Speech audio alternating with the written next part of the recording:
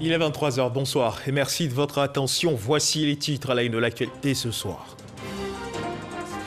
En prélude à la prochaine réunion du bureau de l'APF prévue en octobre de cette année en Polynésie française, le président de l'Assemblée nationale Amadou Soumaoro a présidé une réunion ce vendredi 25 juin par visioconférence, réunion qui a vu la participation des membres du secrétariat parlementaire administratif de l'institution parlementaire francophone. La grande chancelière de l'ordre national Henriette Dagri-Diabaté a procédé hier jeudi à la distinction de 10 ministres au grade de commandeur dans les ordres spécifiques qu'ils président ou co-président. Ces ministres, 6 hommes et 4 femmes, ont été choisis par le président de la République et le Premier ministre Patrick Hachi.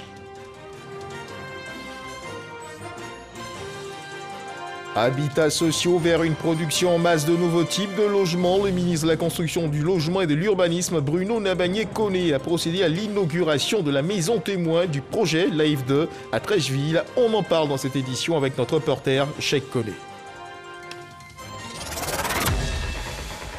Oui, bonsoir à tous. L'heure est au préparatif de la prochaine réunion du bureau de l'APF prévue en octobre de cette année en Polynésie française. En prélude à cet événement, le président de l'Assemblée nationale Amadou Soumaoro, également président de l'Assemblée parlementaire de la francophonie, a présidé une réunion qui s'est tenue ce vendredi 25 juin par visioconférence. Réunion qui a vu la participation des membres du secrétariat parlementaire et administratif de l'institution parlementaire francophone. Konaté Moussa. Réunion de la délégation permanente de l'Assemblée parlementaire de la francophonie. Échange par visioconférence au menu. La prochaine réunion du bureau de l'APF, prévue initialement en juillet à Papeete, la capitale de la Polynésie française, territoire d'outre-mer de la France. Nous sommes confrontés à un point urgent. Concernant la prochaine réunion du bureau à Papeete, à cet égard, je vous informe que j'ai invité Monsieur Tongsa, président de l'Assemblée de Polynésie française, à se joindre à nous afin de répondre à vos éventuelles interrogations sur l'organisation de notre réunion à Papeete. Après les différentes interventions, dont celle du président de l'Assemblée de la Polynésie française, les participants, par la voix du président Amadou Soumaoro, décident. Compte tenu de nos échanges, je pense que nous pouvons répondre favorablement à l'invitation du président de l'Assemblée de Polynésie française et reporter notre réunion en octobre. Le président Amadou Soumaoro invite donc les membres du bureau de l'APF à prendre toutes les dispositions pour ce rendez-vous d'octobre en Polynésie française. Voilà, et on reste à l'Assemblée nationale avec notre reporter Moussa Konaté. L'institution a abrité une cérémonie d'hommage ce vendredi 25 juin à l'honneur de l'honorable Saleh Poli, député de Méagui, rappelé à Dieu le 11 mai dernier. Sa famille politique, le PDCI, député, sénateur et une délégation du Parlement de la CEDEAO ont témoigné sur le parcours politique de l'illustre disparu. Il sera inhumé demain samedi 26 juin à Croon, dans le département de Méagui, région de l'Anawa. La grande chancelière de l'ordre national Henriette Dagri-Diabaté a procédé hier jeudi à la distinction de 10 ministres au grade de commandeur dans les ordres spécifiques qu'ils président ou co-président. Ces ministres, 6 hommes et 4 femmes, ont été choisis par le président de la République Alassane Ouattara et le Premier ministre Patrick Hachi, témoin de cette cérémonie de distinction. Sidonie Davila. La nation ivoirienne récompense leur mérite. Ce sont 10 ministres, dont 4 femmes et 6 hommes, ayant les portefeuilles de la défense, de la fonction publique, de l'éducation nationale, de la culture, des mines, des affaires maritimes, de la communication et de la solidarité. Ces personnalités ont été élevées par la grande chancelière au grade de commandeur dans les ordres spécifiques. Une fierté pour les récipiendaires. En leur nom, le ministre de la Communication, des Médias et de la Francophonie, Amadou Coulibaly, a exprimé toute sa reconnaissance au président de la République ainsi qu'à son Premier ministre pour la confiance. Je voudrais, une fois de plus, vous réitérer nos remerciements les plus affectifs, les plus dévoués.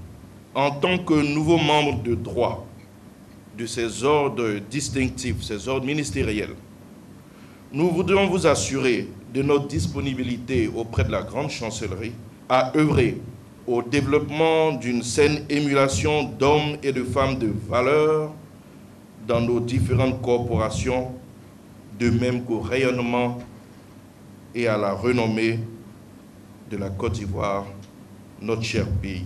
Rappelant l'intérêt d'une telle cérémonie, Henriette Dagri-Diabaté souligne que ces différentes distinctions témoignent de la confiance, de la satisfaction du travail accompli. La présente cérémonie vise à vous manifester la solidarité de la Grande Chancellerie dans l'exercice de vos missions respectives. En votre qualité de premier responsable de ces ordres sur le terrain, vous vous trouvez en position de la promotion du mérite et de l'excellence. Je voudrais donc vous exhorter à accorder une attention soutenue à la distinction des acteurs de la chaîne des valeurs de vos ministères respectifs. De l'ordre du mérite maritime, en passant par l'ordre du mérite de la fonction publique, de l'éducation nationale, des mines, de la communication, à l'ordre du mérite de la solidarité et du mérite culturel, ces distinctions ne sont pas seulement des reconnaissances, elles sont des gages de responsabilité et d'excellence dans le travail. Reportage signé Sidonie Davila et on reste du côté de la Grande Chancellerie. À suivre à présent la réaction de certaines personnalités qui ont été distinguées au cours de cette cérémonie. Je voudrais, au nom de tous les fonctionnaires de Côte d'Ivoire, dire que je mesure pleinement la responsabilité qui est la mienne. Et c'est donc avec engagement que je conduirai ma mission au sein de la fonction publique de Côte d'Ivoire pour l'honneur de notre administration publique. Je suis très heureuse de recevoir cette médaille. C'est pour moi une invitation à contribuer à faire rayonner la Côte d'Ivoire pour faire en sorte que l'école ivoirienne soit une école de qualité, une école de mérite dans la transparence et dans l'équité. Alors je suis très content. Dire nos reconnaissances à Monsieur le Président de la République, son Excellence Alassane Ouattara. Cette distinction, moi je la considère comme une mise en mission pour donner le meilleur de nous-mêmes. Nous voulons remercier respectueusement Monsieur le Premier ministre Patrick Achi qui nous a appelés à son gouvernement, ainsi que le Président de la République, son Excellence Monsieur Alassane Ouattara, pour la confiance qui nous a été témoignée et qui nous permet donc d'être aujourd'hui l'objet de cette décoration. Direction la primature, le Premier ministre Patrick Achi a accordé une audience au président du groupe Noud, Antoine Grolin. L'opérateur immobilier français a indiqué sa volonté d'accompagner le gouvernement ivoirien dans la réalisation de logements abordables et durables au profit des populations. Alexis Ouedraogo. L'opérateur immobilier français Noud veut accompagner le gouvernement ivoirien dans la réalisation de logements abordables et durables au profit des populations. Ils l'ont indiqué jeudi au terme d'une audience avec le chef du gouvernement Patrick Achi. On a été reçu par Monsieur le Premier ministre pour expliquer le projet que nous avions sur le démonstrateur des maisons abordables qu'on a inauguré hier à Trècheville et dont d'autres sont en cours de développement, pour dire qu'on était une délégation d'entreprises françaises qui était fort attaché au développement et au dynamisme qu'on ressent ici en Côte d'Ivoire et qu'on a certainement beaucoup de choses à co-construire avec les habitants pour du développement ensemble. Le ministre de la Construction, du Logement et de l'Urbanisme, Bruno Nabani-Koné, a salué l'arrivée de ce partenaire qui s'engage à contribuer à la résorption du déficit dans le secteur du logement. C'est la première entreprise française qui s'engage dans le domaine de la production de logements en Côte d'Ivoire. Pour nous, c'est déjà un premier grand pas. Deuxièmement, c'est une entreprise qui a une fibre forte sociale. Et pour faire du logement social, il en faut. Donc nous avons de gros besoins au niveau du logement en Côte d'Ivoire, 600 000 logements à peu près. Bruno Koné a lancé un appel à toutes les entreprises du secteur ayant la capacité technique et financière à investir dans la construction de logements à coût abordable. La production du logement à prix abordable en Côte d'Ivoire qui pourrait connaître un véritable coup d'accélérateur les mois à venir avec la production en masse de maisons écologiques à potentiel économique sur toute l'étendue du territoire national. Le ministre de la Construction, du Logement et de l'Urbanisme, Bruno Nabani-Koné, a procédé à l'inauguration de la maison témoin du projet Live 2 à Trècheville. Le compte-rendu est signé Cheikh Koné. Une signature de convention entre deux entreprises privées françaises, à savoir Nood et Nuland, sous la supervision du ministère de la Construction, du Logement et de l'Urbanisme. Ce partenariat fera des heureux dans quelques mois avec la production en masse de logements à prix abordable sur toute l'étendue du territoire national. Aujourd'hui, on signe un protocole pour se dire que nous nous engageons à faire nos meilleurs efforts pour regarder comment optimiser un maximum le prix pour rendre abordable le logement et accessible au plus grand nombre. La production de ce nouveau type de logement va débuter dès la fin de l'année. Objectif, dupliquer le projet Live2 au service des logements sociaux. Un projet ambitieux pour lequel le ministère n'a pas hésité à apporter son parrainage institutionnel. Cependant, Bruno Nabagné-Koné a fait des suggestions. C'est premièrement la verticalité, dans la mesure du possible. Évidemment, ce n'est pas une condition sine qua non. La verticalité, donc avoir des constructions en hauteur. Deuxièmement, travailler le plus que vous pouvez avec le constructeur, mais également avec l'État de Côte d'Ivoire sur les aspects de fiscalisation pour réduire davantage le coût de ce logement et le prix de vente. Et le troisième sujet, c'est le crédit acquéreur, donc qui est toujours un frein, malheureusement, à l'accès à la propriété. Bien avant la signature de convention, le ministre de la Construction, du Logement et de l'Urbanisme a procédé à l'inauguration du démonstrateur de ce projet situé à Treichville. La cérémonie de ce jour me donne l'occasion de réaffirmer l'engagement de l'État de Côte d'Ivoire, sous la haute égide du chef de l'État, le président Alassane Ouattara, d'œuvrer activement en vue d'offrir à nos concitoyens un cadre de vie plus agréable, mieux organisé, plus sécurisé, ainsi qu'un logement plus décent et plus abordable. Cette cérémonie d'inauguration s'est soldée par une visite guidée du démonstrateur et par la signature d'un protocole d'accord entre la région de la Nawa, représenté par son président, le ministre Alain Donvaï, et le groupe Nood, pour la production de 100 maisons de ce type à Soubré. Le projet Live2 est un projet écologique en matière de construction de maisons. Ces logements de 2, 3, voire 4 pièces sont assortis d'un espace réservé pour mener des activités commerciales. Une sorte d'habitat business. Et loin de l'actualité liée à ces bâtiments qui sortiront bientôt de terre, le président de la commission électorale indépendante, la CEI, Koulibaly Kuibière, était face aux étudiants de l'université de Bouaké. Cet échange s'inscrit dans le cadre de l'initiative dénommée Rencontre avec les institutions de la République, une initiative portée par le ministère auprès du président de la République, chargé des relations avec les institutions de la République. Kader Sogodogo. Ibrahim Koulibaly Kuibière, président de la commission électorale indépendante, CEI, est à l'université Alassane Ouattara. Il est le tout premier invité de rencontre avec les institutions de la République. Une initiative de Gilbert Kafana Koné, ministre auprès du président de la République, chargé des relations avec les institutions, destinée aux étudiants de Côte d'Ivoire. La CEI et le renforcement de la démocratie en Côte d'Ivoire, c'est le thème présenté aux étudiants de Bouaké. L'orateur du jour est bien dans son domaine. Il n'y va pas de main morte. Le verbe y est. Comment la commission électorale participe au renforcement de la démocratie en Côte d'Ivoire? Mais de deux façons. La première façon, à travers le statut même de la commission électorale indépendante. Et la deuxième, à travers les activités qu'organise la commission électorale. Vous savez, il n'y a pas de démocratie où l'organe qui organise les élections n'est pas indépendant et impartial. Parce que le peuple peut dire, nous voulons M. Tantampion, mais l'organe qui est chargé d'organiser les élections peut tronquer la volonté du peuple et donner le pouvoir à la personne que le peuple n'a pas désiré. Voilà pourquoi, dans le renforcement de la démocratie en Côte d'Ivoire, la commission électorale, l'organe chargé d'exécuter la volonté du peuple, doit être impartial et indépendant.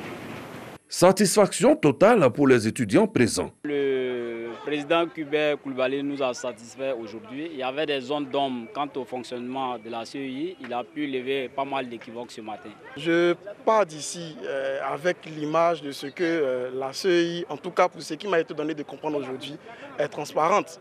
Le ministre Gilbert Kafana Koné et ses collaborateurs entendent visiter toutes les villes universitaires du pays avec rencontre avec les institutions de la République. La Covid-19 toujours présente en Côte d'Ivoire, à suivre à présent l'évolution de la maladie dans notre pays.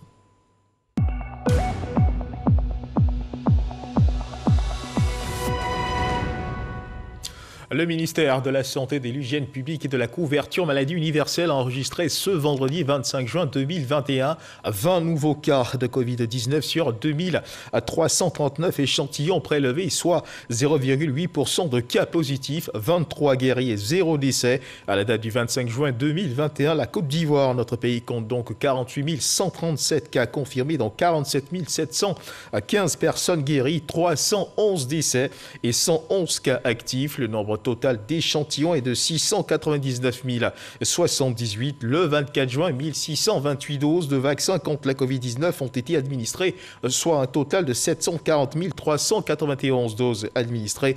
Le ministre de la Santé, de l'Hygiène publique et de la couverture maladie universelle invite toutes les personnes de plus de 18 ans à se faire vacciner dans les centres de vaccination.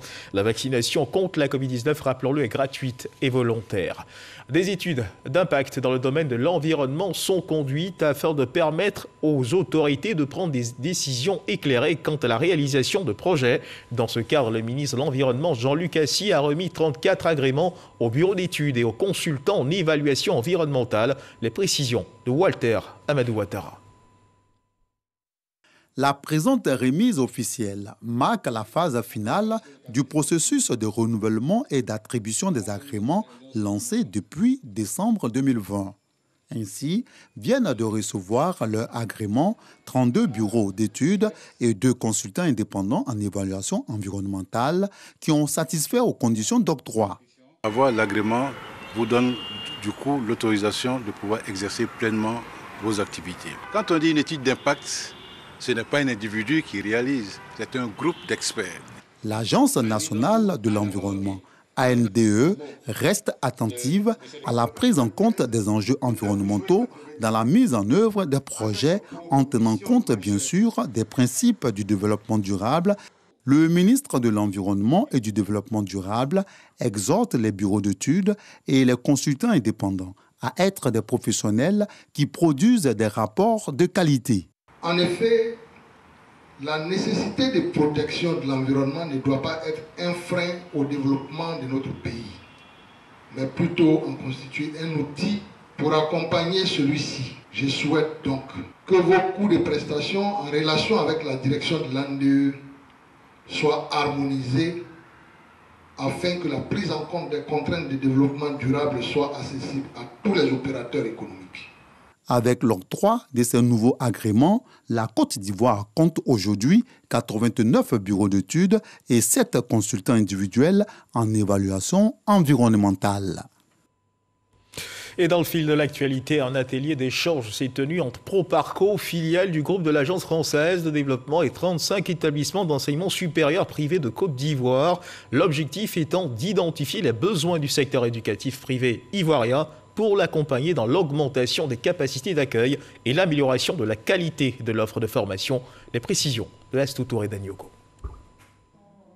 C'est une rencontre pleine d'espoir pour la réalisation des projets des universités privées d'enseignement supérieur de Côte d'Ivoire. La filiale de l'Agence française de développement, Proparco, se tient aux côtés du ministère de l'Enseignement supérieur et de la Recherche scientifique.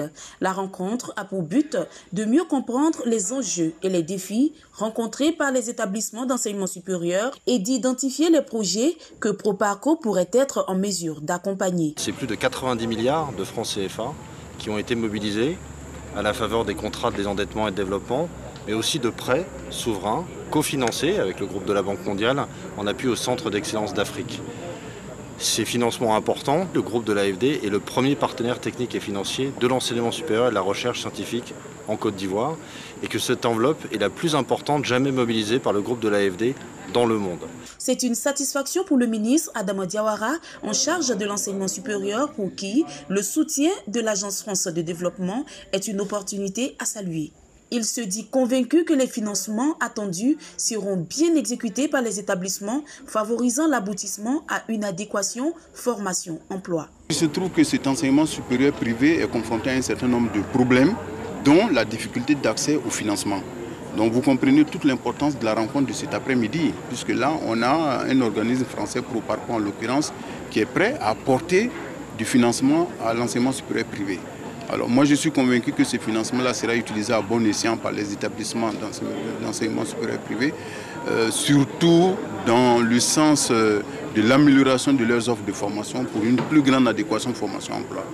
Au total, 35 établissements d'enseignement supérieur ont été sélectionnés par la Direction générale de l'enseignement supérieur afin qu'ils prennent connaissance des modalités et financements d'accompagnement du groupe Proparco.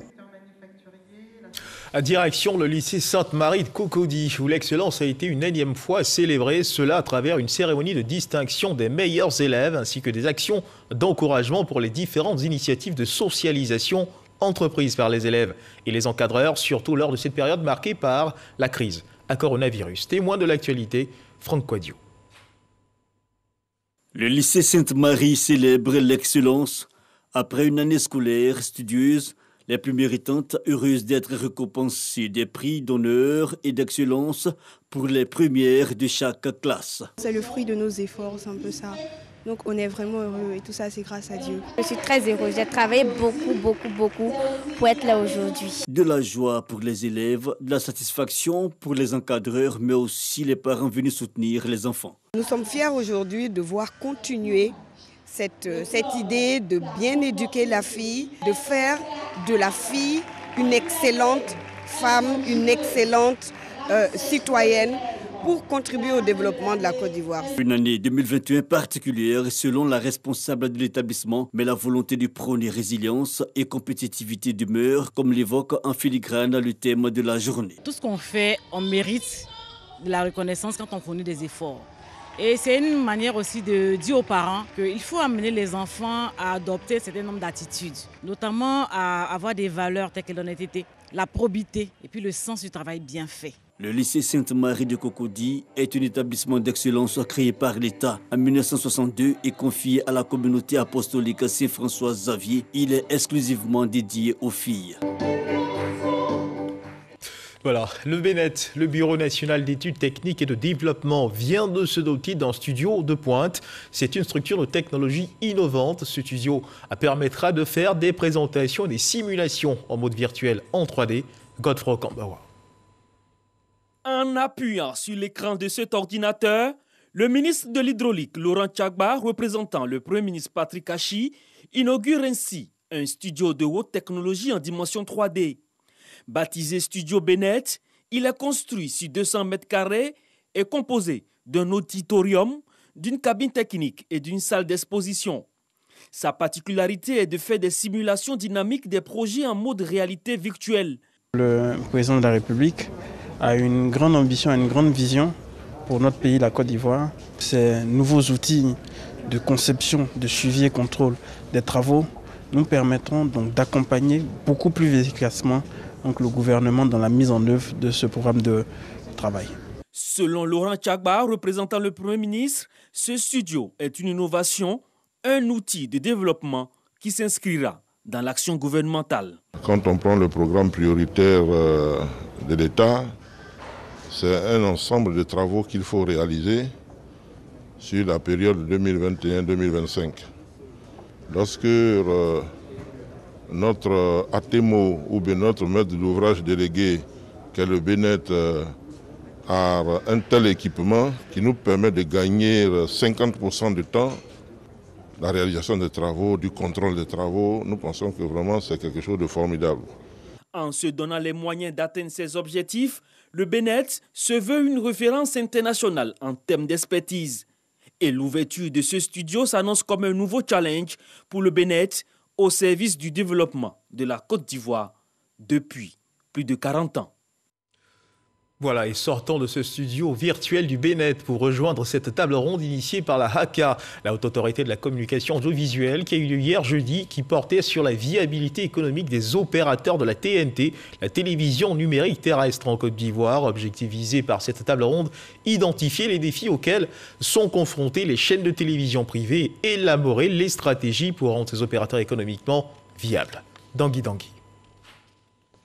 Étroitesse du marché de la publicité. Faiblesse de la pénétration de la télévision numérique terrestre TNT dans les ménages. Ce sont entre autres les difficultés soulevées par les chaînes de télévision lors de la table ronde sur la question de leur viabilité économique. Nous devons faire les efforts, nous, nécessaires. Donc, en fait, en quelques mots, c'est d'avoir une démarche, une vraie démarche marketing pour attirer les annonceurs. Par rapport justement maintenant à tout ce qui est viabilité économique, on est contraint de pouvoir maintenir notre audience. C'est une véritable exigence aujourd'hui en ayant des contenus attractifs de qualité parce que nos clients aujourd'hui qui nous suivent sur les différents supports sont exigeants, ont de l'appétence pour la qualité. L'une des conditions de la viabilité économique des opérateurs de la TNT que proposent les chaînes de télévision privées, c'est d'obtenir une part de la redevance. La redevance RTI est au cœur des débats au niveau du nombre d'opérateurs qui souhaitent que cette redevance soit répartie. Le tout est de savoir si cela peut être accepté, si cela est faisable. C'est l'objet de la discussion. Ensuite, nous verrons les propositions qu'il nous semble utile de faire au gouvernement. Organisée par la Haute Autorité de la Communication Audiovisuelle HACA, cette table ronde vise à identifier les défis et à dégager des stratégies susceptibles d'assurer la viabilité économique et pérenne des opérateurs de la télévision numérique terrestre. Les acteurs de la commande publique, du secteur du bâtiment et travaux publics sont formés à Grand-Bassam sur les innovations de la commande publique. Les experts formateurs sont de l'ARNP, l'Autorité nationale de régulation des marchés publics. L'objectif de cette formation est de relever le niveau de la qualité des offres ainsi que d'identifier les erreurs observées sur le terrain par les exécutants des marchés. Jean-Marc Djedji. L'ANRMP continue son processus de formation de l'ensemble des acteurs du système des marchés publics, qu'ils soient du secteur privé ou du secteur public. Et cela avec un programme de formation et une méthodologie évolutive et appropriée. Les acteurs de la commande publique voient donc leur capacité se renforcer régulièrement. Cette séance de formation, elle, s'est intéressée au secteur du bâtiment et des travaux publics. Vous avez observé qu'il y a depuis quelques années, c'est le boom de l'immobilier en Côte d'Ivoire. Au sortir de la crise, après toutes les infrastructures que l'État a fait, partout où il y a des routes bitumées, vous voyez des bâtiments qui poussent systématiquement. Mais nous avons aussi observé les dégâts qui sont commis par les mauvais entrepreneurs, des bâtiments qui s'écroulent. Le souhait, c'est que la qualité du bâti, que ce soit des bâtiments publics ou privés, la qualité s'améliore. Les petites et moyennes entreprises du secteur du bâtiment et des travaux publics vont donc être au parfum des innovations dans le secteur de la commande publique pour ne pas perdre des marchés par ignorance.